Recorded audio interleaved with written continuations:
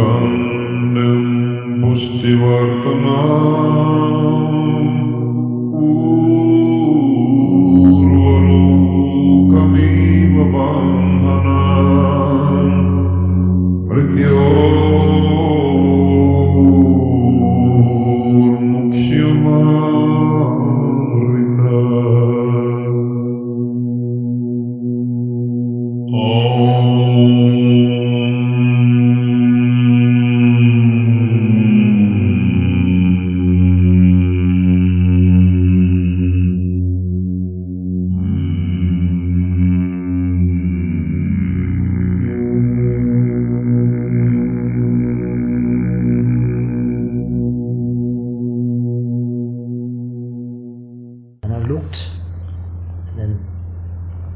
You can see the Twin Towers. And I'm speaking about more than 20 years ago that I was there. And I looked to the Twin Towers and I saw them crumbling, destroyed, fire. I was so afraid. I felt it in every cell of my body. I made a movement like this, I can't believe it. It touched me enormous. In the evening I phoned to my soulmate and I said, what I've seen is awfully. I cannot understand with my mind. I feel very strong, it will happen. I don't know when, I don't know why, but it will happen. Then something strange happened, because Marijke was driving, she always drives, and it was about 3 o'clock French time, quarter before 9 o'clock in New York, about, if I remember it good.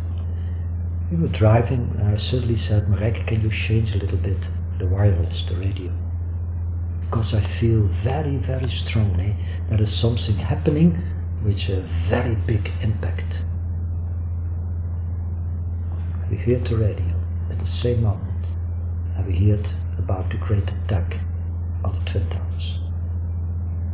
I learned a lot of things. I met a yogi who taught me the secrets of the Bhagavad Gita and gave me a manuscript. He had seen me in a dream before that I should come to India, and I visited also Tibetan monasteries because I feel a very strong relationship with the Tibetan people. I like them so much. Beautiful people. They are honest, open, non-violent, because you know the whole world is full of violence. The teacher said, you have to bring your message to the people. Go. For me it was the beginning for making steps to acting. Acting on a base from trying to be every day in what Gandhi calls ahimsa, non-violence. Because what I understand in my discovery in the secret lodges, like Skull and Bones, I read in the period from then the protocols. I read a lot about the hidden forces on the background behind the Council on Foreign Relations, United Nations, the European Community, and then suddenly you understand the whole plate, you understand everything. And then you understand on a deeper level that the forces behind the scenes are more deeper than people are thinking. It's a struggle from real evil forces against the light. So this is Bill Ryan here from Project Avalon, and I have the great privilege of being here with my friend Marcel Messing, and the date is the 13th of March 2010, and many of you watching this video now, Marcel will be an unfamiliar name, and without any further ado, Marcel, because this video is all about you, it's all about your work, it's all about your wisdom, your experience, your perception, and your message. And I invite you to say hello to thousands of people here. Tell us what it is that you'd like this opportunity to say to all the people who are waking up around the world right now. I learned very young, when I was a young boy, that the world is not what I felt in my heart. I felt very strong a relationship between human beings, animals, trees, plants, the planet. And as a young boy, I looked to the stars. Sometimes I thought, what is that, the stars? Perhaps we are coming from the stars. It was very young in my soul that the planet is not everything. There is more between heaven and hell, like Shakespeare said, and we can see. So I made a lot of discoveries, and I had a strong feeling that every person I saw on the world was feeling like myself, was looking like myself, was hearing like myself. And then I discovered it was not so. So in that period, when you are a young boy, you are a little bit isolated, a little bit lonely. It's not for being a victim, but it is a sensibility in you. And one day I decided very strong, or the people around me is crazy, or I'm crazy. I decided that I'm not crazy. I don't like to say people around me is crazy. That's without respect. But I thought and I felt very strong, be what you are. Go the road you have to go. Don't do things which other people is longing from you. Be honest to yourself. Be honest to the living beings around you. So my journey started very, very young. I never lost a very strong feeling in myself that you are a spiritual being. Later, if you make studies, and I'm educated in a family with a lot of study, a lot of interesting things for knowing, but I realized very strong, the most important is not knowledge for your head, but knowledge for your heart. So when I walked into nature and I looked to the birds, I heard the whispering of the trees, and I saw the sky and the stars. I had very young, a very strong feeling, everything is one. We are one. After the time you are going to grow up and you made studies, later you are going to the university. It was allowed that I studied anthropology and philosophy and comparative religion. You realize that you take these studies for knowing more with your heart, for comprehending more who you are, what you are. Of course, I heard from evolution theory. And in my profession as an anthropologist, I'm educated also, for instance, with the theory of Charles Darwin. But I had such a lot of doubt. I read other books. Very young I made studies from Uspensky and Gurdjieff, Krishnamurti, Ramakrishna, Ramana Maharshi, later Balsakar.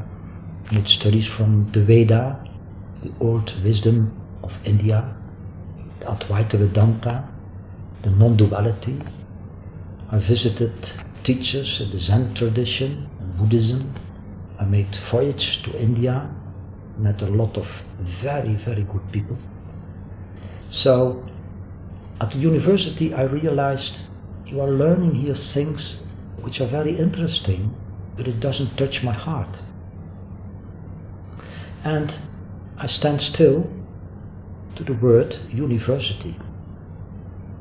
You know, on the university you have a lot of faculties, specialists.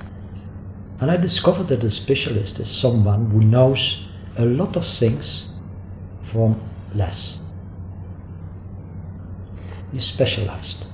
He has loosed oneness. So, in science, I discovered you cannot find the truth. There's even a sort of mind control, what you have to learn. For this moment, I discovered, for instance, that the theory of Darwin is plenty of lies. It's not allowed to say it at university, because you cannot take your degree if you say that. But later I decided I'm going to study Darwin, all the things which has appeared. I learned that human being is not a material body or a brain. We are totally consciousness, really consciousness. It was a very long journey for discovering that. And then suddenly, after some experience in your own life, which is sometimes difficult to speak about it, now our time is more open, you can speak about it, I realized what I felt as a little boy, that oneness is our base. It's the base of everything. We are one, and we are oneness. And then you look around you and you see a world in separation, struggle, war, hungry, earthquakes, seaquakes, a lot of power, people who are stealing a lot of things, some people who are so rich that you ask the question, you pose the question, how is it possible? Do you need all these things? I was in a conflict. And my search began. What is evil? From where it is coming? Because I had a strong struggle with that. I couldn't understand. And I thought, I want to know the root of evil. Why it does exist. Why it is. So I made studies from the background, from Nazism, fascism, communism, and I discovered a lot of things you cannot find in the well-known books in history. Things which are forbidden to speak about it. And I wrote about it. I wrote also about what can meaning the truth for you. What is the truth? Like Gandhi said, truth is God. And then you see that we are entangled in a network of lies. So, after my university, my studies in the university, I was a time teacher on the high school. I had the possibility to teach a lot of students, thousands of students, and I liked my profession. I gave teachings in anthropology, philosophy, comparative religion. We had beautiful dialogues, meetings, and we made a search together to what is truth. And I said to my students, I'm not interested in your end result after the examen. I'm only interested if you are going to be a good human being. That's the most important. After being teacher for 13 years, for thousands of students, they asked me to become scientist in a big library in Amsterdam. The library is named Bibliotheca Philosophica Hermética. There you can find back all the old knowledge from alchemical tradition, which is coming from the Arabian world. You can find the information about the great mystics from the East and the West, like Mr. Eckhart or Jacob Böhme, or from Sufism, Halai, Tabriz, Rumi. And I could immediately recognize it because as a young boy, I made studies from all these religions, spirituality, because it was very strong in my heart. I would know what is the truth. So, if I came in the library in Amsterdam, I had the possibility to make the studies about the ancient knowledge, which I had done years before. I was seeking, speaking with wise people, making voyages to several countries. And we met in India, even in the forest, some beautiful teachers, not well known, because often if you are not well known, you can be a very good teacher. It's simply. So we met someone in the forest. It was like an energy of love, an energy of light. He told me things, and I learned a lot of things. I met a yogi who taught me the secrets of the Bhagavad Gita and gave me a manuscript. He had seen me in a dream before that I should come to India and that we had a deep meeting. So, for instance, in that country, in my journey, in my discovery, I learned a lot of the treasures of India. And I visited also Tibetan monasteries, because I feel a very strong relationship with the Tibetan people. I like them so much. Beautiful people. They are honest, open, non-violence, because you know the whole world is full of violence.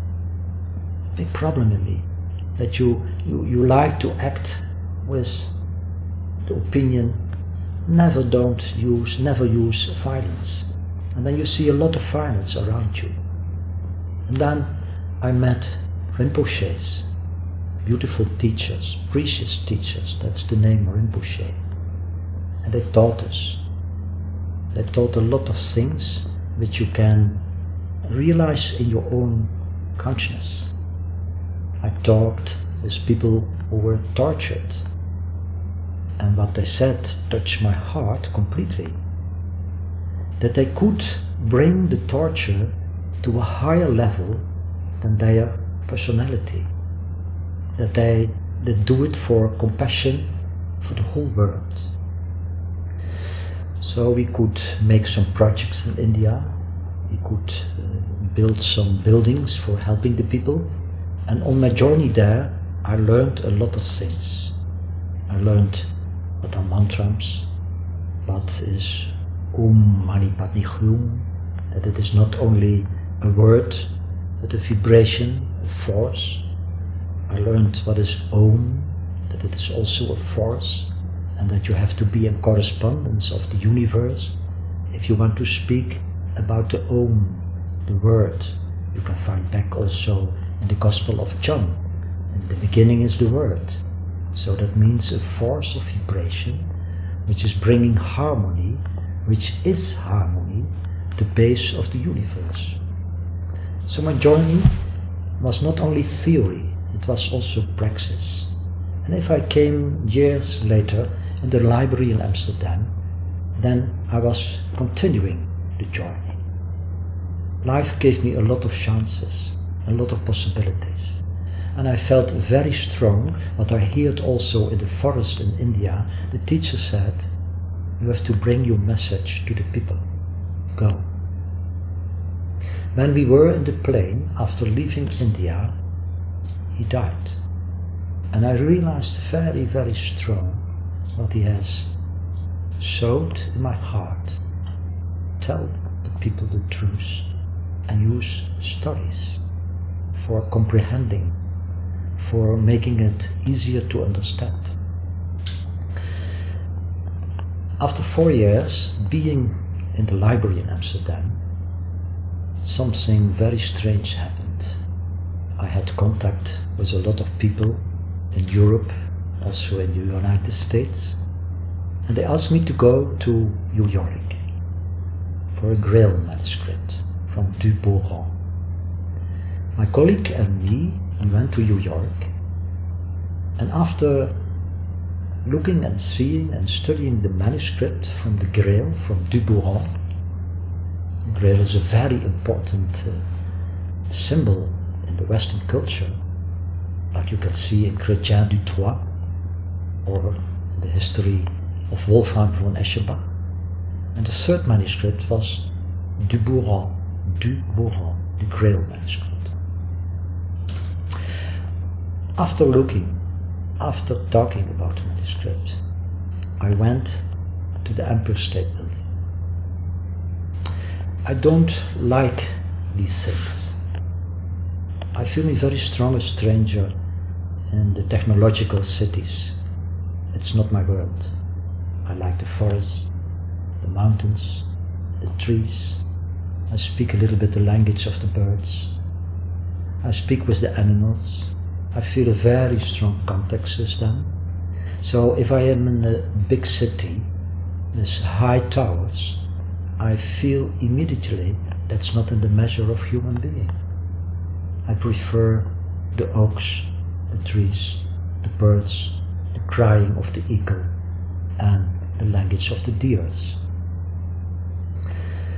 So I was high in the tower of Empire State Building, and I looked, and in the view you can see the Twin Towers. And I'm speaking about more than 20 years ago that I was there. And I looked to the Twin Towers, and I saw them crumbling, destroyed, fire. I was so afraid. I felt it in every cell of my body. I made a movement like this, I can't believe it. It touched me enormous. In the evening I phoned to my soulmate and I said, what I've seen is awfully. I cannot understand with my mind. I feel very strong, it will happen. I don't know when, I don't know why, but it will happen. After that, it went out of my system of conscience. And after the four and a half year working in the library, in the Gnostic tradition, where you can really understand the beautiful manuscript from the Divina Commedia from Dante, the original, the manuscript, with the designs of Botticelli, where you can make studies in the real Grail manuscripts.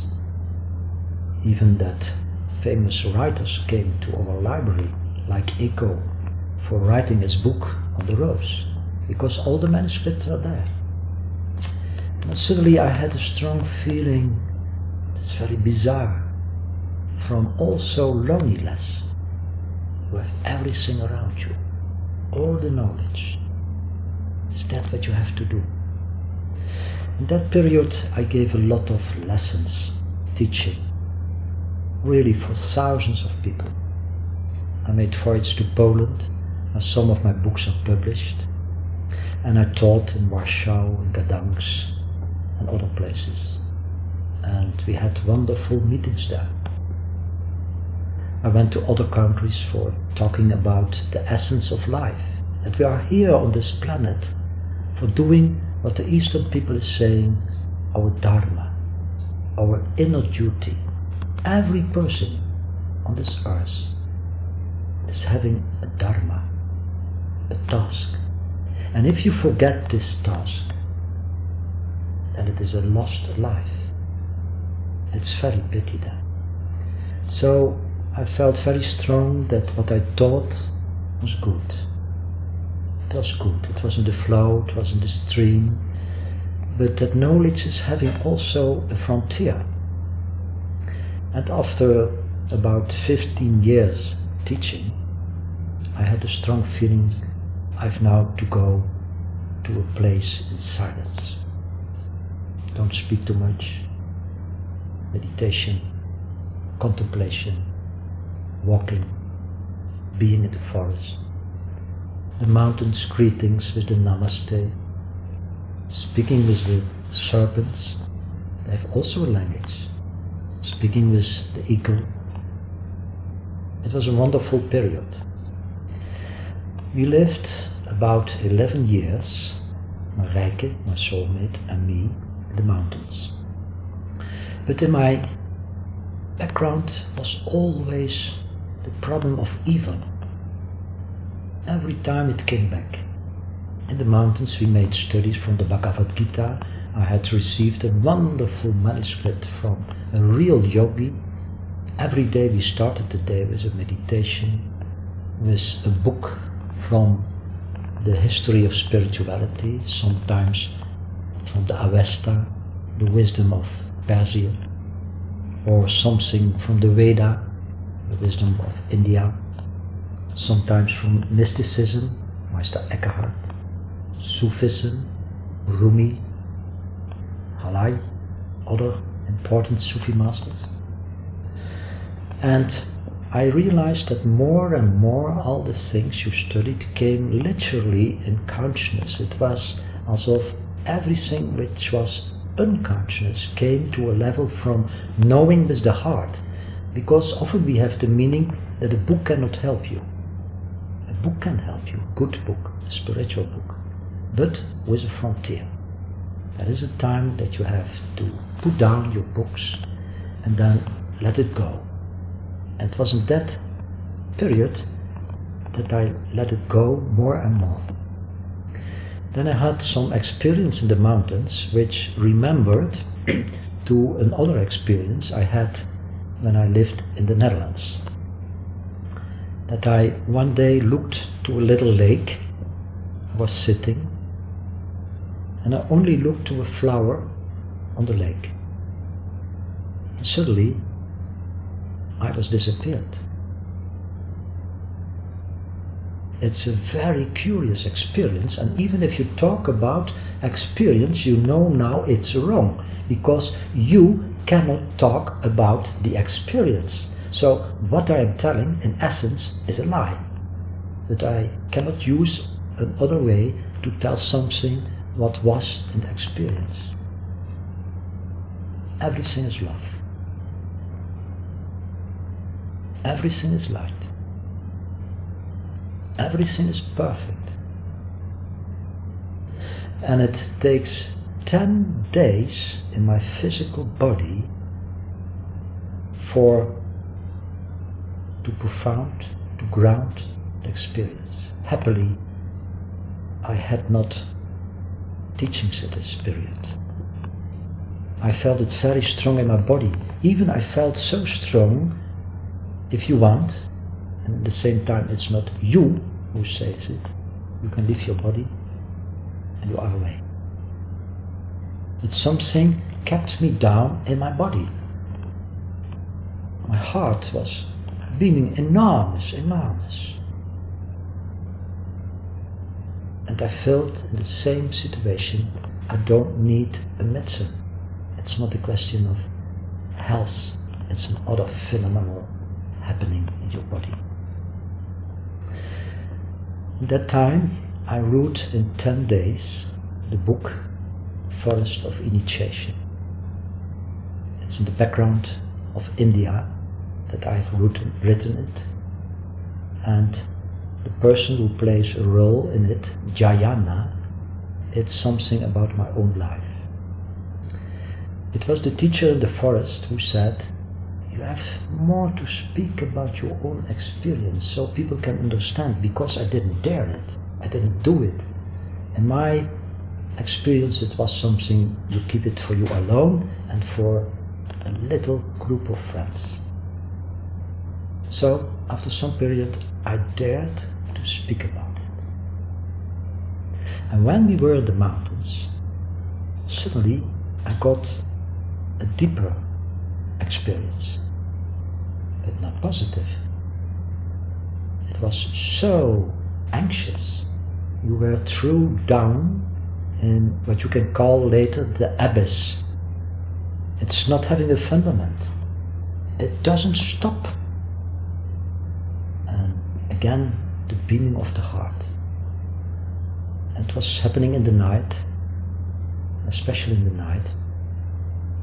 I stand up and I went to walk outside the forest for moving. And after that, it became a rest in my body. And there was the restoration of the contact with everything what is. In that 11 years that we lived in the mountains, we made little excursions with a little group of people. Normally 25 was the limit. And then we visit the caves in the south of France, the high mountains. And for instance, with a little group, we went to the top of a mountain, and then I asked the people, please be in silence.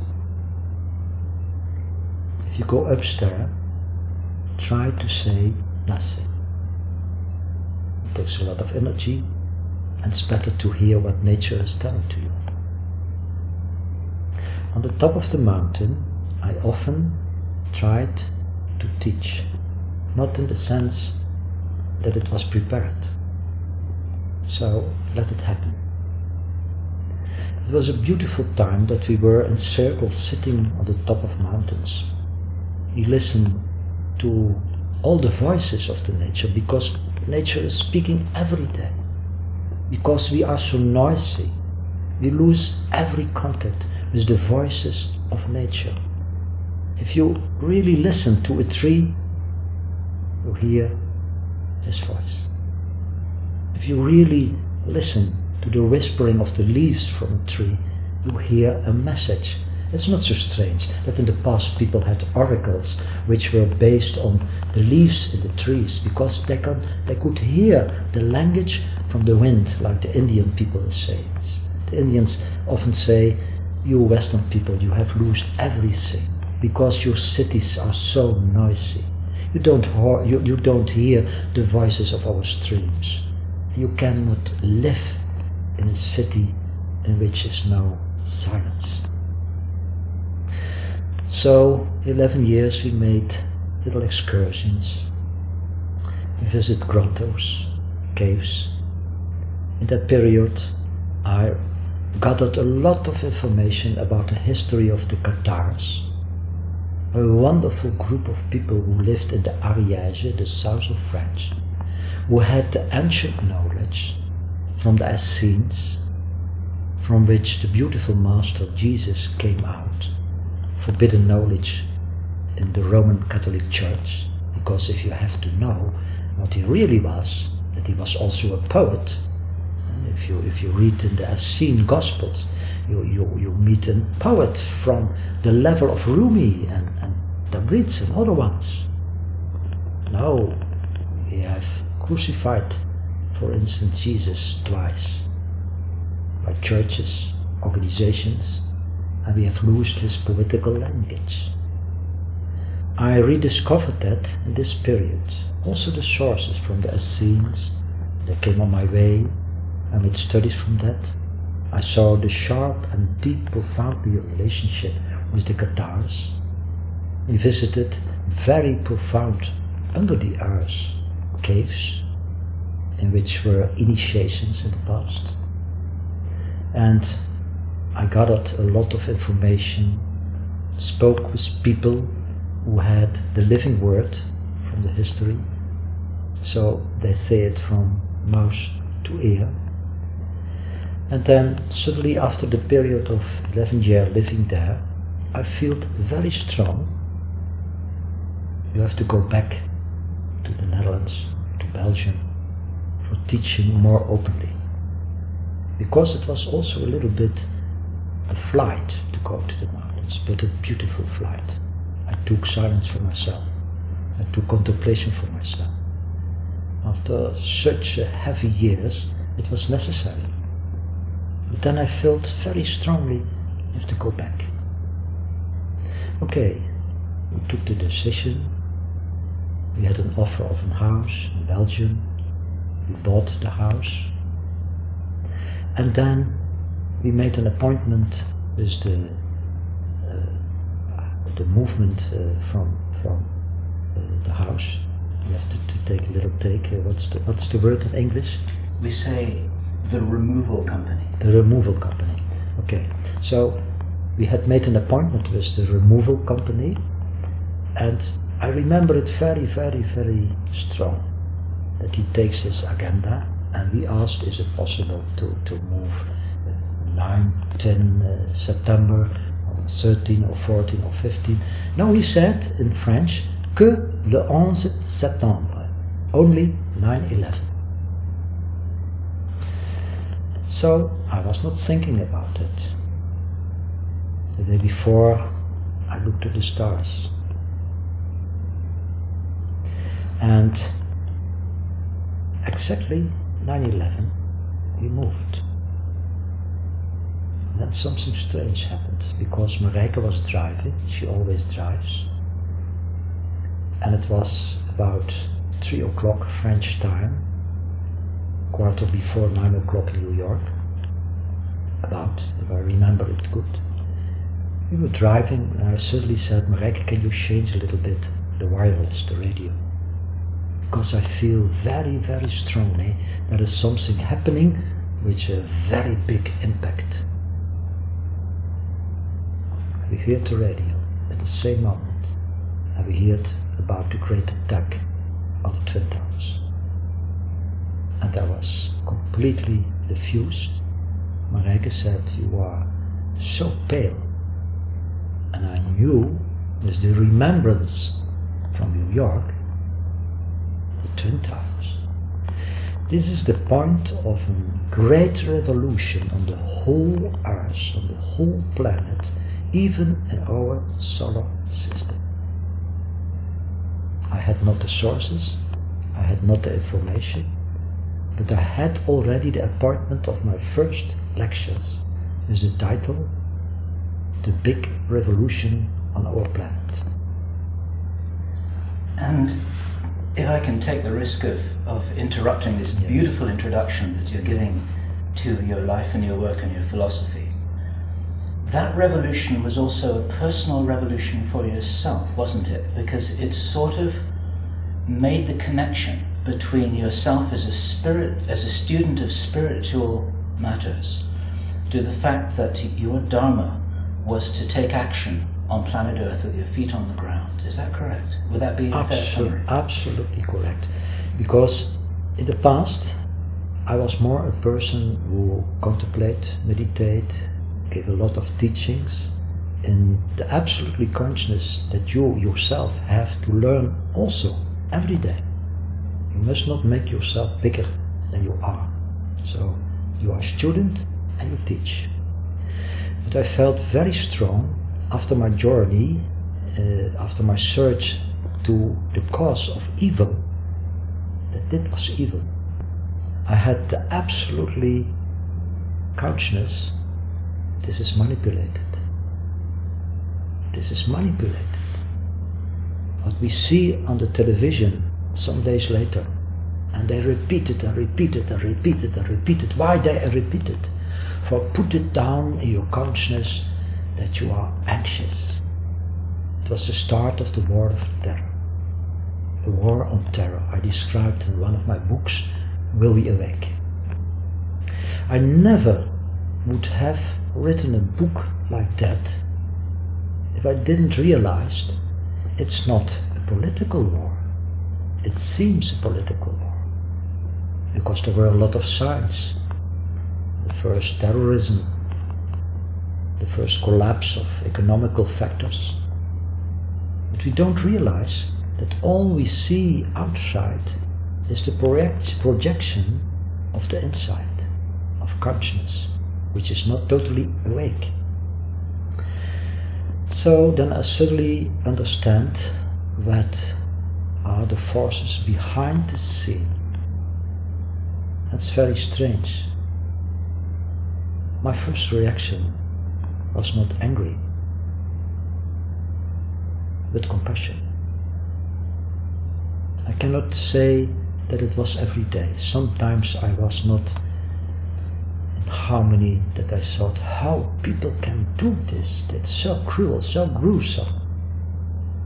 And you know more than most people is looking on the television and what the press is writing.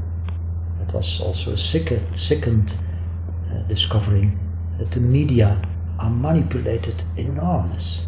And they know it. They know. They don't tell the truth. For me, it was the beginning for making steps to acting. Acting on a base from trying to be every day in what Gandhi calls ahimsa, non-violence. Because what I understand in my discovery, in the secret lodges, like Skull and Bones, I read in the period from then the protocols. I read a lot about the hidden forces on the background behind the Council on Foreign Relations, the United Nations, the European Community, and then suddenly you understand the whole plate. You understand everything.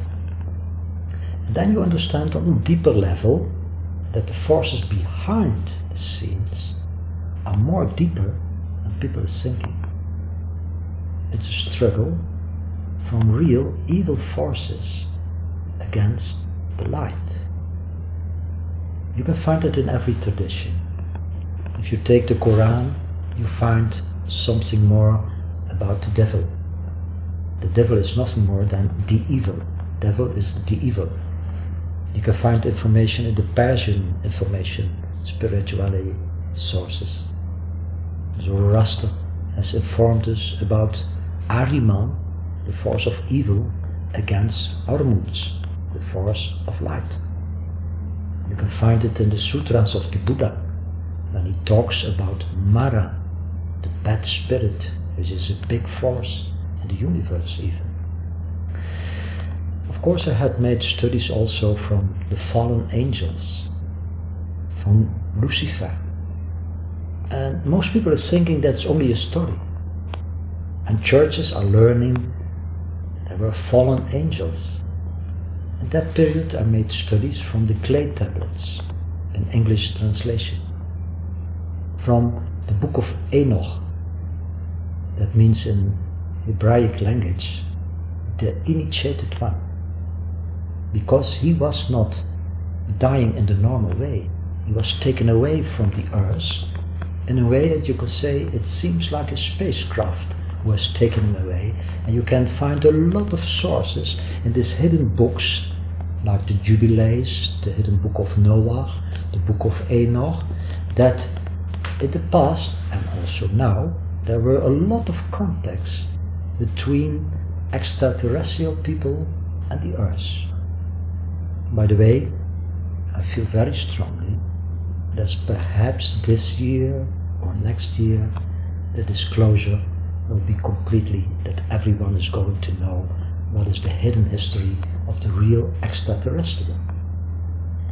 Because Hollywood is manipulating that, science is manipulating that, they are mocking on you if you think about these things. But for me it was very clear that our history is also manipulated and enclosed by a lot of lies, which goes back to the history of the so-called fallen angels. For instance, if you take the book Enoch, you find back that in groups of 50 persons they landed on the mountain Hermon. You can find it also back in the Dead Sea Scrolls, the fallen angels. They are described as big, great people, sometimes giants, Nephilim in the Hebraic language, or Bene Elohim, the sons of the gods. They were here on earth.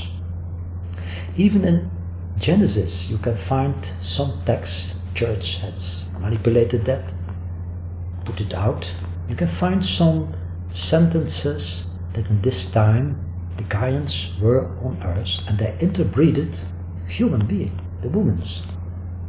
So in my search to the evil, what's the background, why we don't know, I found very strong that our planet Earth is manipulated since thousands of years through people of another planet, and you can find it back in the mythology from every culture of the history of the Luciferians. If the history is saying that Lucifer tries to put higher his throne than the one, and the original text is speaking about his Merkaba, his light body, his radiation. That means in the universe there is a possibility, it's not obligate, it's a possibility that living beings, on which sort of level they are living, have the possibility to act against oneness. That's the beginning of separation. So if these evil forces, which in essence are unknowing, because if you really don't live in ignorance, but in knowing, in gnosis, you don't do that. So even these people who came here on earth have to learn a lot of things. But they had a strong longing to possess our planet, to possess the solar system. That's the Star Wars in the mythology. You can find it everywhere, a lot of traces. It's forbidden knowledge, because if you go understand, and you go understand the roots of evil, it's for a lot of people dangerous. So Marcel, what's your understanding of how you connect this very big picture together here? Because a little earlier you were talking about the shock and the wake-up call that you had, and of course thousands of other people had, on the morning of 9/11, and immediately after realizing that there was something badly wrong here. It wasn't the war on terror, it was the war against the citizens of the planet. And now you're talking about the ancient roots which have been recorded in many different cultures of visits from extraterrestrials. Many people refer to them as giants. Now, I don't want to put words into your mouth here, but how does this all fit together? What's the connection between those ancient times and the modern times? What is the secret knowledge, and what is it that what's the core of the lie that we're being told? The secret knowledge is that most people on this beautiful planet doesn't know that they are manipulated in a very, very big sense, in every level of our society. And if I speak about the giants or Nephilim, you can find also beautiful text in the texts of Nag Hammadi, where they have found beautiful text in the neighborhood of Cairo. Nag Hammadi, it means also the place of the wise serpents. Nagas means serpents. You have two sorts. You have the serpents, the reptilians, who are very evil, and you have the Nagas, the developed, higher educated people from other planets and love, who give wisdom, who learn compassion, who learn real civilization. So, for instance, there is a gospel from Philip in the text of Nag Hammadi, and there you find some rules, some sentences about the archonte. And archont means in Greek, archontoi, the rulers, the rulers. And you can find there back that the rulers are a very long time on our planet Earth, and that they tried and try to enslave the whole planet.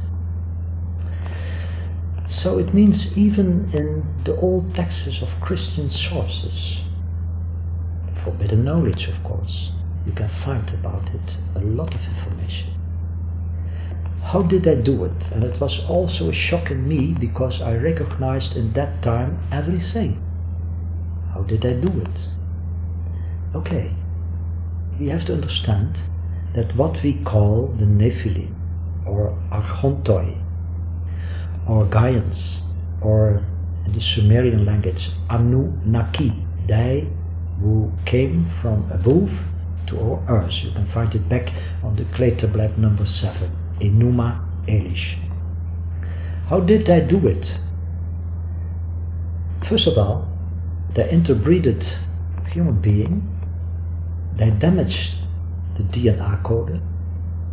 That means that we are not in the possibility in our beautiful body to develop total consciousness in relationship to the consciousness of the universe and the love which we call God. So we were very slowly enslaved, and we thought that it is normal. If you make studies of this history, and we make a big jump to our time, after 9/11, you see very quickly the system of control, Patriot Act, biometrical passport, scanners, more satellites, homeland security, cooperation between secret services, a lot of things as data banks, DNA banks, and not everyone is comprehending what is the force behind it, like the sources of Nag Hammadi is describing, that these Archontoi, these Anunnaki, these serpents of evil, try to enslave the people here on the planet. So they use methods. The first of all is fear. Why? If you are in fear, everything in your harmonical system changes. We need our chakras, wheels of light. We need our system of hormones. For being in the just atmosphere in your body, you need a healthy system in your body. So fear is their most strongest weapon. And why? Most people don't know that these forces don't live only in physical sense. If they create, for instance, kinship, what is later kingship, the royalty blood, and the kings are the rulers in the name of the gods. They are the intermediary between the gods and what they call the serfs, the subjects. You have to know that this is another bloodline. If you're really a good king or queen, like the Emperor Ashoka in India, a famous emperor, who had first killed a lot of people, and after that he realized, when he read the sources of Buddhism, what he has done. After that he threw away everything which was not human. He protected the animals, he protected the trees, he wanted peace in his country. But a lot of kings, please, I don't judge, I'm not against, because even the people who often do things which we think it's wrong or not good are always our brothers and sisters. You never know what we have done in lives before. We are not always holy persons. People like it to be a holy person, but you can only understand history of development of the matter and consciousness if you are honest to yourself. So they use the fear because in the invisible level they are also living what you can call the astral level. If one of them dies, they have methods, magical methods, ritual methods, that they arrive what the Tibetan people is calling an bardo, a special for them. They only can keep their power here on this planet. What I'm telling now is very important, because you don't read it in a lot of books. I've never read it. If they want to keep their power, they need some special juice. Which juice? Blood. If you read the book of Goethe, Faust, then there is a passage in Goethe's Faust that Faust has to sign a contract with the evil. And then he takes his feather and he wants to sign. Then the evil says, no, don't sign with your feather. You have to sign with blood. Why? Goethe was an initiated person.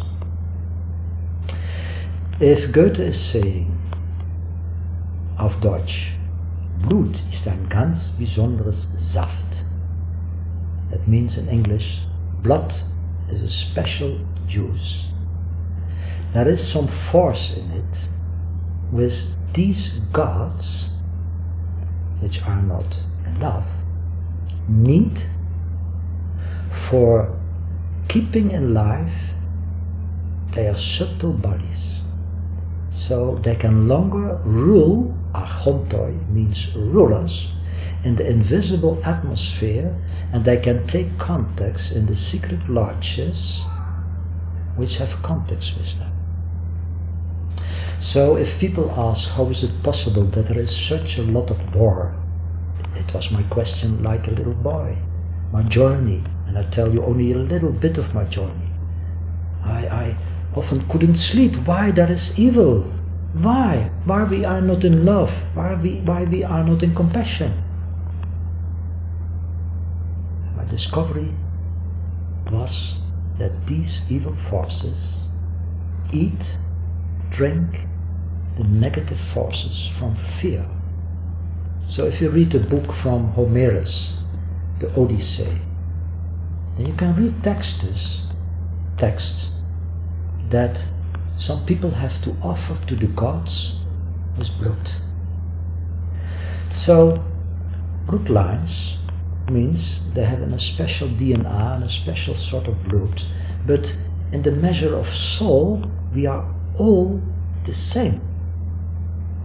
So why the Anunnaki came here, the Archontoi, the Nephilim, the Bene Chacherochim? We can say, okay, they have taken our planet, but then you forget one very important text in Nag Hammadi. I tell you what, I read it by accident this morning. I was a little bit writing for a new book, and I took the source of Nag Hammadi, and then you find a little text. In the time that the Archontoi, the rulers, thought that they do the evil with their free will, it was Big Spirit who let it go for learning people. That's very important. If I play a game with children, perhaps we can have a lot of fun. But if we don't realize that it is a play, and we make an identification, even the evil forces who have to learn, and we have to learn, are in danger. So, at the one side, we are in a game, we are in a matrix, and a lot of power use fear, bomb attacks, economical crash, climate gate. It exists, of course. Climate is changing very, very quickly, and I feel very, very strong that most people is not prepared for the biggest changes in the whole evolution of human being, and that we have also to give attention to our brothers, the animals, the trees, because we always think I feel very strong that we have to realize stories like the parable of the lost son and lost daughter. For me it's a beautiful story. I've written it in one of my books, The Sower. This parable is not from 2000 years ago. It's our history. Because the story is saying very simply, we left our palace of light and love. So that means we came also down to this planet. We came here with an aim for learning, for exercise and compassion. Because most people think, okay, you are total consciousness, we are everything, that's right. As I can feel it a little bit, after the experience I told you a little bit, and I know what I told is not complete and not right, it's only words. But there is more. The knowledge we can understand on this beautiful planet, we can transform in wisdom. So it's also the discovery of God, and we are the hands and the eyes and the voices of this oneness, can learn in his own wisdom. That's very difficult for people to believe that and to understand. It seems some heresy, because we have a very dogmatical opinion about what is. For instance, if we take a beautiful text, what is called a logion in the Gospel of Thomas, the pupils are asking to the Master, please explain us what's the Father. And you have to know, if Christ is speaking about the Father, he speaks in the same time about the Mother. And then he says, the Father-Mother is rest and movement, silence and word. So, if the universe is in material form that's moving, that means matter. But the essence in matter, everywhere, without any exception, is always consciousness. So what we see is the body. What we are is consciousness.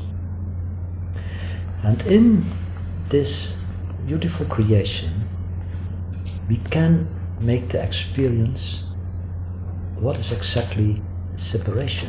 What does it mean? So if the parable of the lost son and the lost daughter is saying that we left our light palace, and Christ is saying we are light. You are light in light. And you can find it in every tradition of spirituality, everywhere. Then it means that if we descend to this planet, and we are a spiritual being, we are not descending from an ape. Persons who like to tell it, okay, take the conclusion for yourself, but not for me. If you want to believe that you are the descendant of an ape, it's for you, not for me. We are a spiritual being, and we got closest of matter. In the parable it means you lost your light body. That's what the Tibetan people calls rainbow or diamantical body, or the Egyptian tradition Merkaba. And when you came on this earth, you started with eating other food, heavy food. The parable is speaking about swine food.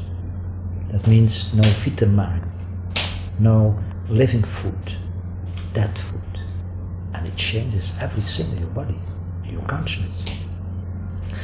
So this little parable is saying you lose not only your possibility of the light body, you are heavier and heavier in matter.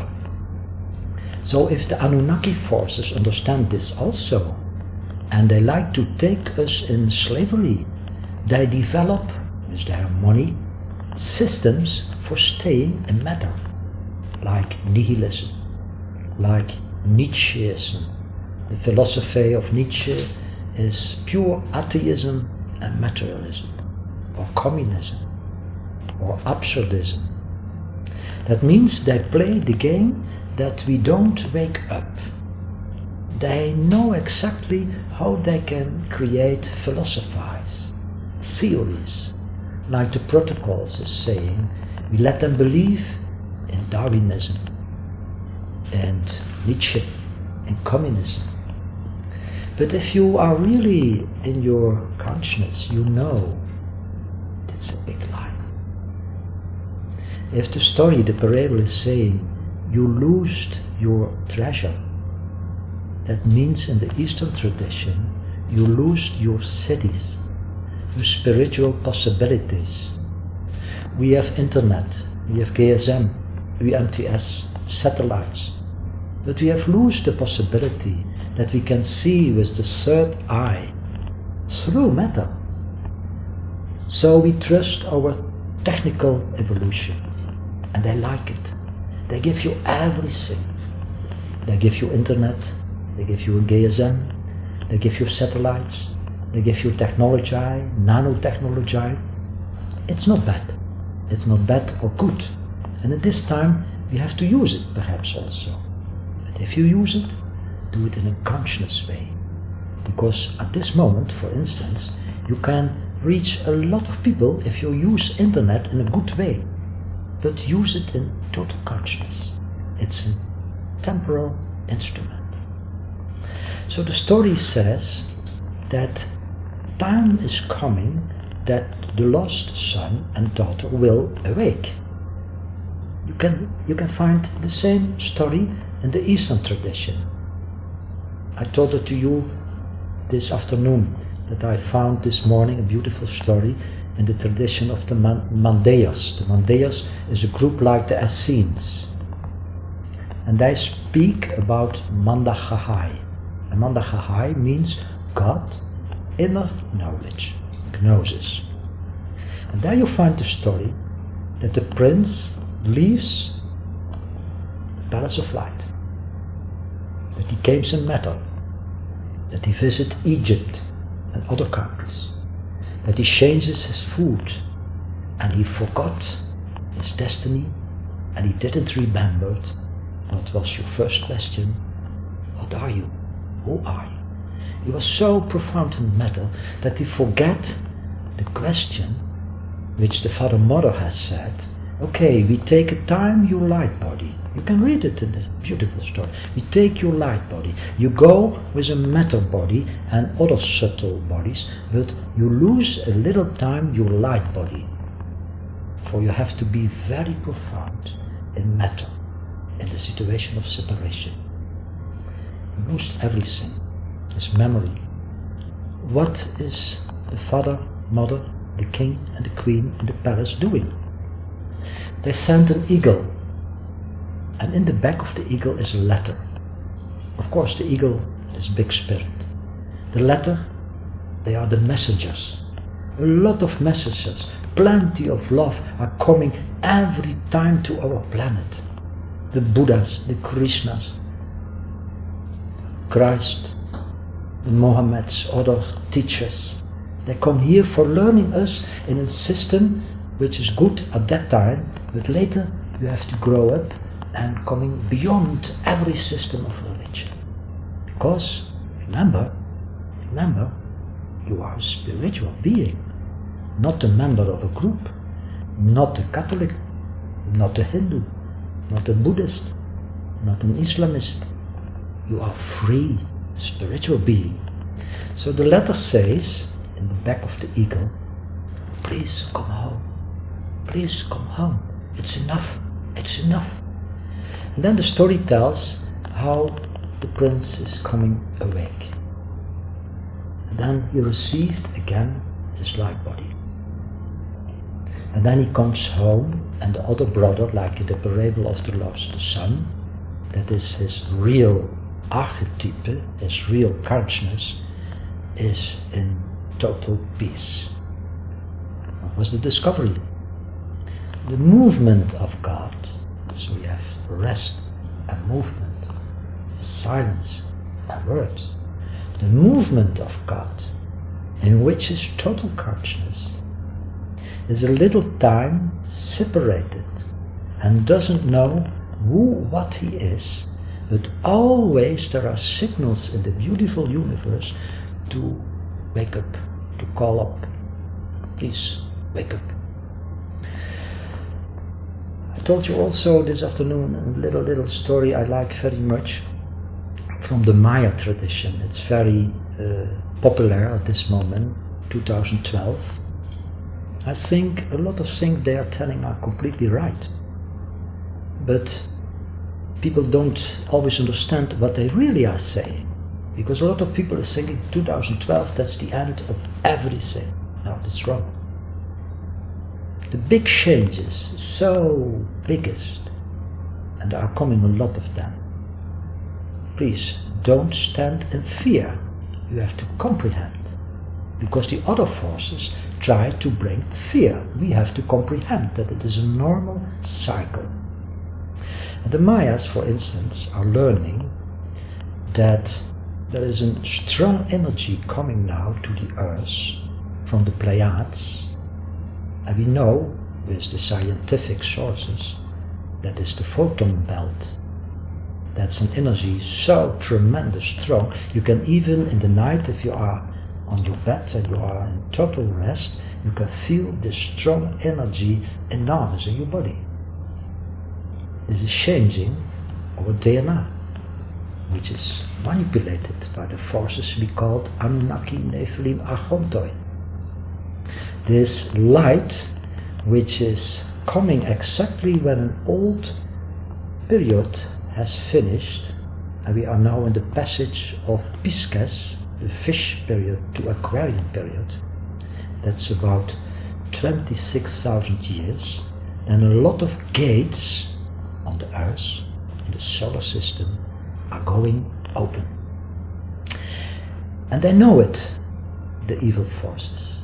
They know that a lot of gates are going open now, and they know that 2012 is the point of changing, that we are in a total other constellation from our solar system to the heart, Hunapka, say the Mayan people, of our Milky Way. It's a changement enormous. I feel it very strong also in my body that every day more and more, every week more and more, the earth has started the big changes. Earthquakes more and more, extreme weather patterns, sometimes manipulated by the evil forces. But the most important is that in this period we have to cooperate. We have not to be in fear, because the evil forces are learning us also something. That if we are going in separation, then we are slaves. If we are going to cooperate, if we are going in our strengths and our spiritual strengths, that we can have compassion because they are also our brothers and sisters, that we can have forgiveness, that we even can try to be in love. How difficult it is, because sometimes very gruesome things are happening, very gruesome.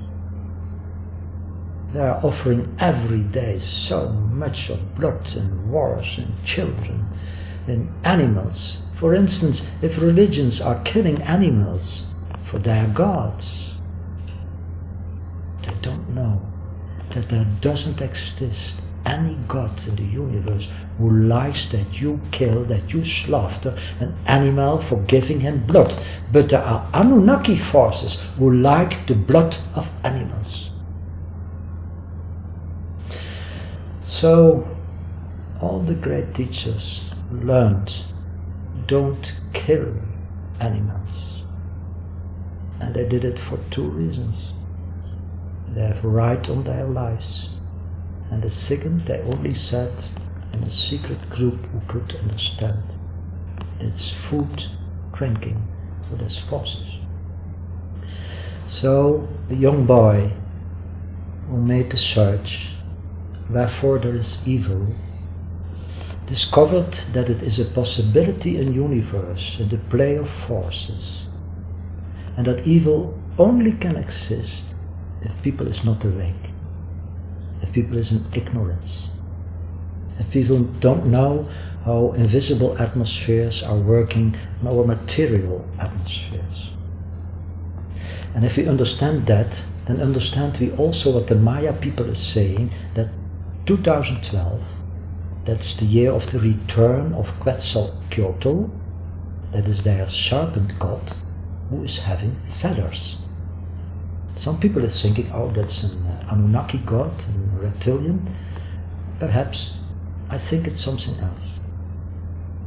In the alchemistical studies you can find a snake who bites in his own tail. And it means that we are not living in a linear time from the past, now and future. That's what modern science has learned us. But we are in a sort of matrix and a recycling system, a box, and every time if 4 great periods has finished, what the Hindu people calls yugas, and on a bigger level kalpas. You can find it in the Babylonian science from Berossos when he speaks about the big period in the universe. If it is finished, and now in our time it is nearly finished, that means a big period from 26,000 years and bigger has been finished. We are in the passage of Iron Time, the time of evil, the time of not knowing who and what you are, the time of slaughtering, the time of murdering, the time of loneliness, the time that there is not a good relationship between woman and man, the time that young people are becoming gangs or don't know what they have to do on our planet. There are sometimes so beautiful people here. I don't speak about the indigo children which have a special task, but also the other young people. They want to do something, but they don't know, they cannot do it, and then they form, for instance, gangs. It's described in the old knowledge in India, what they call the Purana, the knowing of the ancient wise. So if we understand what the alchemical knowledge is meaning by the Ouroboros, it means things are repeating each other, not in the same measure. There's always some changement, not in the way like the President of America is telling that. Variables. At the end, you stay in the box if you don't rebirth. Because what people doesn't know, and I learned it very strongly also from Buddhism, we are the producers of mind energy. And as long as our mind is having as a base desire, we feed our desires. If the Buddha, for instance, is speaking, there will come a time that you stop with that. He calls that nirvana. That means it finished. The Cathars called it andura. That is an Occitan word and means you stop with it. Because you see the system of recycling, and what we call reincarnation is true. It exists, but it makes not free. So when I taught the time with the Tanka of the Buddhists, you see in the nucleus of the Tanka the people recycling. A lot of people don't know that the people you see in the nucleus recycling in several conditions of consciousness is also the Buddha. So in the nucleus is also the Buddha, but in movement, in separation, in persons. The real Buddha is outside the Tanka, outside the cycle. That means our Buddha spirit, our cosmic consciousness, is the master of time and the master of space. And as long as we have desires to stay here on this planet, which is beautiful, but with desire, then we stay here. It's the gift from the universe. You like it? Even in suffering, sometimes people are in ignorance that they create new energy in their mind for a new rebirth. Therefore, the great teachers learned you have to take a second birth, and they don't mean reincarnation. For instance, Christ is saying, if you don't rebirth from water and fire, you shall not reach the kingdom of God. Everyone knew water, the stream, is inner knowledge. Fire is the spirit of the universe. So if we are going to change our behavior, if we are going to see that everyone is your brother and your sister, that even the thought they are evil and I'm good is a form of separation. Then we can make the jump, it's not you who are doing that, but the jump can happening, that everything is okay. Everything. Does that mean that we don't have to act? No. You can live in the same time in two levels. The level you know and the level from suffering. There's such a lot of suffering. And what do you like? You like that it stops the suffering, the pain. So then you are going to act, but in a way that you are not attached to the fruits of your acts. You try that you are a vehicle, that the great energy, the spirit of fire, is working through you. You are in real essence a persona, Latin for per, through, sonare, it's tuning through. Now we have a very, very difficult time. But we never have to lose our hope. I can understand that some people lose their hope, because the pioneers which are here on our planet Earth have to do a tough job. Sometimes some of them are very tired, I can understand it. People don't know what they are doing, they are really heroes, not in personal sentence. But never, I say, lose your hope, because at the bottom of the box of Pandora is always the hope. And the return of the serpent with the feathers means that the new cycle will start with consciousness, who you are, what you are. And then we can make the step that it is really eternal in our consciousness. We can come out of the box. We see the matrix, we see the forces, we see what are the Anunnaki, the Nephilim, the Achontoi, and even we understand the beautiful text from the Nag Hammadi source. They think that they are the doers. That's tremendous. No. The spirit of love, let it go, for giving a very, very profound lesson. Now, I hope I'm clear in telling it, I don't know. No? Okay. This is wonderful. Let me ask you a little bit about hope, because as we both know, in President Obama's pre-election propaganda, the word hope was very much used and abused as a way to sort of control people. There was always going to be something tomorrow. It was never defined. It was never described. It was always, well, you know, okay, we're sorry we don't have any money. We're sorry that you've just lost your house, but there's hope there somewhere. And it kind of kept people on the hook. It was actually used as a control mechanism. Now that's not what you mean, no, is it? No. You mean something profoundly different. Profound, yes. And what I'd love you to talk to in this conclusion of this, in this conclusion of this video, is the revolution that you described, which you experienced personally following the events of 9/11.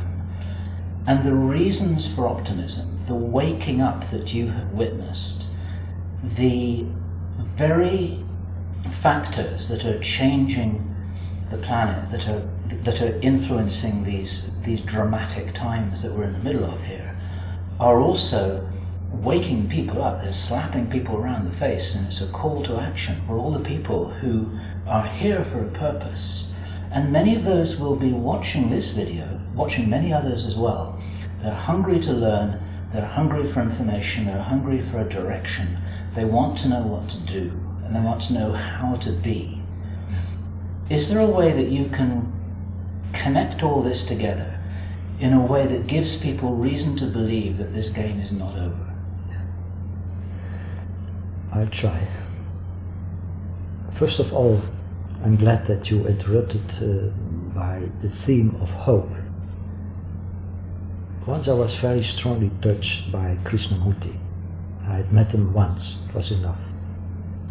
And I remember in one of his books he says, you have to lose all your hope, because hope is future. Why he did it? For the reason you explained. That's the false reason. That's what religions are doing. That's what presidents are promising. They say, we are going to change everything. You have not to lose your hope. That's not what I mean. What I mean is that the base of universe, in my experience, is really truth, love, light, immortality, no beginning, no end. So if I use the word hope, I mean you cannot change the base of the universe. Even the Anunnaki, who means that they can change it, they can never change it.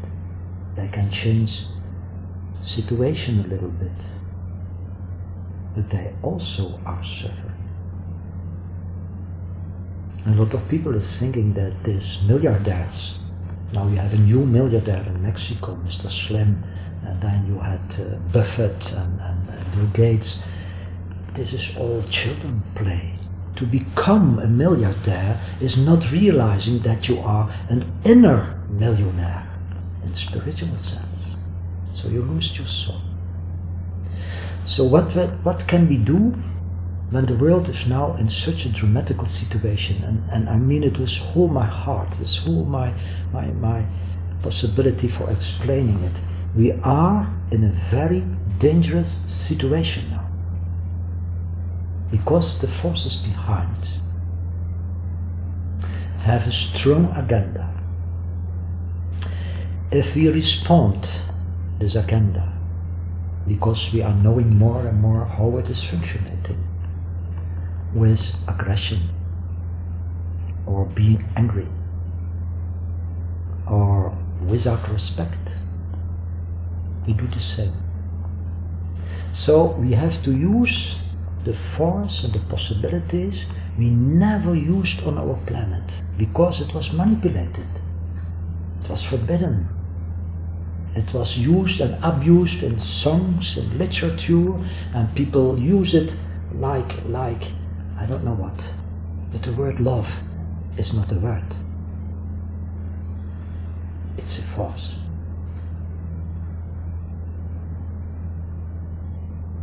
It's the base of the universe.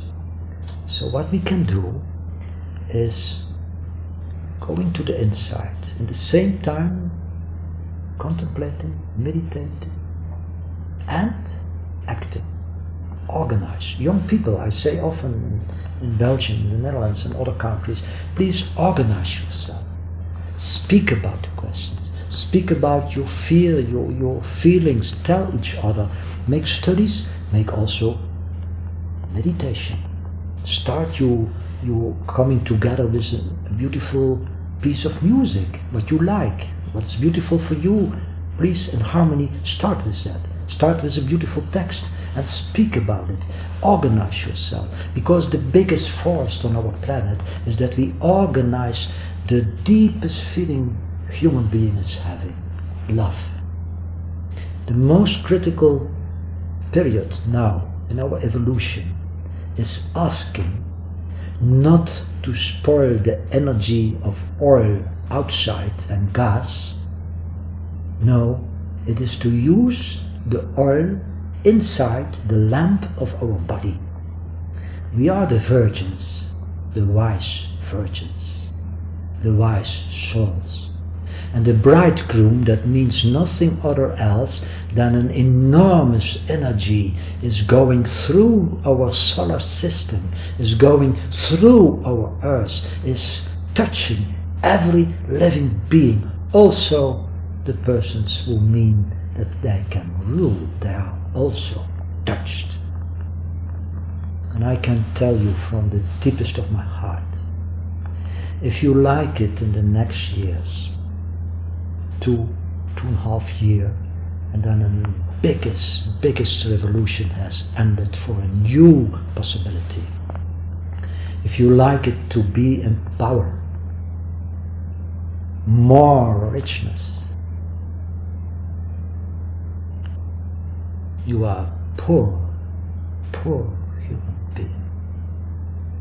So I look in the camera, and my message is also especially for them. I don't accuse, I don't judge. Please, if you hear this, look to yourself. Is this your destiny? Plundering the planet, taking away everything. The cause of hunger, the cause of weather changes. Is that your ultimate goal on the earth? I'm absolutely convinced. There are forces, plenty of love, will change all these situations, not like a deus ex machina and is coming here, okay, we are cleaning it for you. We have first of all to clean the planet by our free acting. Never forget it. Never say, leave it to God. In our deepest bottom of our heart is the spark of God. So we have to do the job. And we never can resolve the biggest problems which are now on our planet. By violence, by aggression.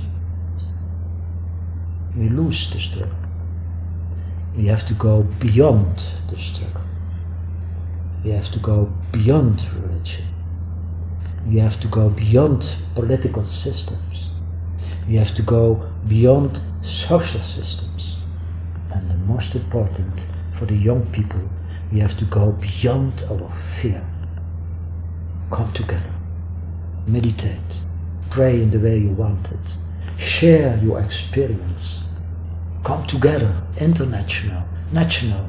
The wake-up call is not for struggling with aggression, but for waking up in our consciousness, because consciousness is such a strong energy. It's the strongest energy in everything what is existing, in everything. So, back to the hope, because it is the base of life. Not in the sentence from tomorrow it's coming your happiness. No, happiness is just now possible if we are going to awake. We are not separated bodies. We are not descendants of the ape. We are not persons catched up in matter. All these crazy theories, if you are really having a little bit intelligence, you throw it away. You are dead. Dead in the sentence of T-H-A-T, that means in Sanskrit language, you are consciousness, totally, in love, in light. So at the end of our journey, and we are coming now in a situation of a certain end, all the factors of karmic patterns are coming together very quickly. In our individual life, in our family life, in our countries. You see it on the level of the leaders of the politics. How many leaders are really servants of the people? If you lead the people, you have to serve, like the word minister means servant. Everything, I feel it so strongly, will change the coming 2.5 years, that please, everyone who hears this, take the chance to change. Even the persons who think, I can grasp the planet. You even cannot grasp your body. You are not your body. You cannot keep your life. You are a particle, a beautiful particle in the wholeness body which we call universe, and through which is going every moment, day and night, in every cycle, the force of consciousness. So, what can we do? Go back to what we are. That was your first question. In my life it was a journey and is a journey. And I discovered a lot of things. And I decided to act. And at the same time to meditate. To write my books. To publish my books. With only one aim. You are always a vehicle. A messenger. So... This is what your name means, isn't it? Am I right in understanding that? A little bit, yes. A little bit, yes. Messing means in the alchemical language, he or she who is making relations between everything. That's the first meaning. That's very so appropriate. you make relations between everything what is. And sometimes people don't know what is in a name. A name is not nothing. If the stories from the creation is always telling that a name or a number is very important, you have also to stay a little moment in silence, not to mean your name. I will not say it's always valuable for every situation, for every person, but sometimes it's an agreement. So I feel I have to do. For me there's no other way. It's what the teacher in the forest said, you have to do your dharma. Then you feel every day, even if there are difficult moments, and they are, of course, you feel that you are protected, that love is taking you on your road, and that if I look to you, to other persons, I look to myself. To the self. If I hit you, or I threw a stone to another person, it's to myself. So please stop with all the walls in Israel. Stop with the wall in China. The old walls we had in Berlin. The new walls in Egypt. Walls means that we are in a separate situation. All the beauty of all the people, these varieties of colors and religions, are rays of the same sun. Yeah. The invisible walls that we all have between us as people, which in many ways, despite our electronic age that we live in, they're actually stronger than they have been before. Many, many years ago, at the times of the Depression, when people were in real trouble, they helped each other. And I'm not so sure that people are so willing to reach out and help one another now, because we live in so much spiritual isolation and loneliness, even though we're connected electronically. There's a paradox here. And one of the things which I have been talking about, and I'm sure you will agree, is that we need to re-establish the idea of community. Community in the true sense of the word. Togetherness. Community as a human race. We're all here on Spaceship Earth. We have to take responsibility for all the people, all the animals, all the ecosystem that's been so destroyed, for everything that's not right. It's not suddenly going to be all over in 2 years' time. No, absolutely not. But what you're saying, if I'm understanding you right, is that we have a window of opportunity which is open still for us to reach a tipping point of capability between us to actually reclaim the situation as our own. And then after that, I would personally suggest that then there's going to be quite a long period of cleanup to be done, because we've made a mess of this place. And it's all got something to do with all of us. And that felt like a statement, but actually it was a question. I'm very interested to know your view on that. I think I can agree with a lot of things you are saying. In the first place, the electronical world is only a surrogate. It's a virtual world. And therefore I said, you can use it, but if you use it, do it in consciousness. Because what is really important is what you say, the community in the real essence, that we can look in our eyes. I don't say I look in your eyes, we look in our eyes. So the cage from the electronical revolution is also having a bad effect on our body, on our subtle bodies. And they know it, of course, they know it. They try to throw us and to take us in the cage.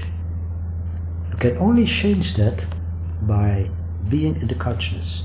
I've not the idea that everyone is going to change in the next months and next years. That's impossible. And I feel also that nature is giving more chances to the people who cannot awake at this moment, because the snake is biting anew in their own tail. The people who can make themselves free, totally free, and perhaps, like the Buddhist tradition is saying, come back in another time like a little bodhisattva for helping, like Padmasambhava with a lot of hands for helping. That means also, okay, 2012 is not the end. It's growing to what you call the tipping point. We have a lot of possibilities now. It will be sometimes dangerous, sometimes very intensive. Please try to stay in your rest and go with the movement, and at the same time act without acting. But I'm sure that the world after 2012, in that sentence I agree with the Mayas, will be changed enormous, enormous. All the people now in politics who are making their big business and big towers and big plans. Sorry, I have a smile for that. Because you think then that you are the architect. That's not right. That's not right. I didn't learn that in a church or in a synagogue or in a mosque. I learned it in my own consciousness, that the real architect you cannot find in a lodge from Freemasons or other esoterical tradition. The real architect, arche, tekte, means we are not the builders of the universe. We are the spring, the drop in the ocean of consciousness. And if it melts together, that's the namaste in the Eastern tradition, that means the duality is one, then you are the ocean. And you cannot say, as ego, I am the ocean. The ocean is there. So we are going to have a very important time, a time with a lot of surprises. I think a lot of things are going to happen. The possibility is there for a lot of people to awake to the truth, to awake to the question who and what we are, to awake that we all are brothers and sisters, that we cannot understand the creation without respect for the animals, the plants, the stones. Everything what is here in our planet is having a function. If you steal the oil, or if you take the gold, you don't realize that they have a meaning in the body of Mother Earth. But you cannot say he or she is the thief, because we all use that. Please don't make a wall, they are the bad, we are the good. We have to realize everything is interconnected. That's what Buddhist teachers learned to me. Patika Samuppada. That means everything is having a consequence. I like to use the example that a little calf in a herd from, for instance, thousands of cows, every time find back the mother. So also the deeds find back the actor. What you sow in that sentence you reap. Even the forces who think that they can rule the planet have never to forget that this order, and I don't speak about new world order, this order is the base of harmony in our universe. So what you saw one day you are going to reap. And perhaps you think, oh, that can take a lot of times. It will come. So let us make exercise in more profounder things as compassion and forgiveness. Because we can help each other, and in that sentence also ourselves, if we can stay in the force of forgiveness. Because if we have not forgiveness, then the seed of karma will be the cause of a lot of new suffering. Only if we have really discovered the most profound bottom of why these things are happening, we are growing up in compassion, forgiveness, understanding. So that's a little bit not my message, but the message in what I feel the most important period of human evolution. Please stop with making your own big project. Listen to the voices of Mother Earth. Listen to the voices of our solar system. Look what is happening. Look what is happening with the sun. That he is changing enormous. Look to the planets, that they are changing enormous, that there is a revolution in our solar system. And what are the most people doing? Making new projects. Oh, that's totally crazy. Stop it. Listen. It's not too late. It's never too late. It's too late if you don't understand what I mean by never. Then the gates closed. Like you can read in the hidden gospel of Maria from Magdalena. She was one of the most wise women. She was made to a whore by the churches, but she was a high educated, initiated woman. And in one of the scriptures from her, the Pistis Sophia, you find a beautiful text. Please, in the end time, because that's the time that everything in karmic pattern will going to come to an end, go through the gate of light, because you never know when the gate will be closed. Take the chance. It's an adventure, a big possibility for stopping suffering. Marcel Messing, thank you so much. These are wonderful words. We're going to get this transcribed and translated. Many more people in the English language and in many other languages need to hear what it is that you have learned through your life. And I know that you're a vessel. This learning has been coming through you. You're a spokesperson for the truth, and you stand in that function with thousands of other people who are all communicating as much as they can the truth that they feel they are understanding. This is becoming clearer to us all every day. And thank you so much for your part in that. You're playing a very, very important role. I only can say thank you, my brother.